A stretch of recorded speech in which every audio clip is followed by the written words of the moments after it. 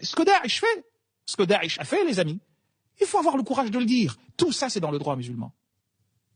Et celui qui n'assume pas cela, pour moi, est malhonnête. Et il suffit de le regarder. Posez-moi toutes les questions que vous voulez sur ce que Daesh fait, je vous dirai dans quel chapitre c'est écrit. Tout. Il n'y a pas une seule action que Daesh commet qui n'est pas dans le droit musulman. Alors la question qui se pose, et c'est là où justement on peut être très facilement pris au piège, c'est qu'on va te dire, oui, mais ça ne s'exécute que s'il y a un roi, un souverain, un sultan, c'est sous un sultan que cela doit être fait. Mais ça veut dire déjà que tu valides le principe. Or, le principe n'est pas à valider. Un principe qui constitue à tuer un enfant non musulman. Imaginez-vous une seule seconde. Un enfant non musulman ou une femme non musulmane appartenant à une maison de guerre, comme ils le définissent eux.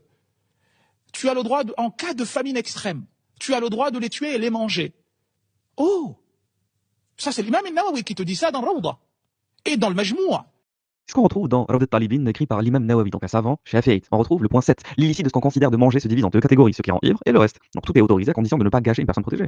Donc celui qui est dans la nécessité a le droit, avec certitude, de tuer un ennemi ou un apostat et de le manger. Également tuer pour manger le fornicateur marié, le combattant ennemi, ainsi que celui qui délaisse la prière, et ce qui est le plus vrai à leur sujet. Donc on peut tuer un ennemi, un apostat et le manger. On peut même manger un fornicateur marié, le combattant ennemi, et même celui qui délaisse la prière. Et ça on le retrouve où?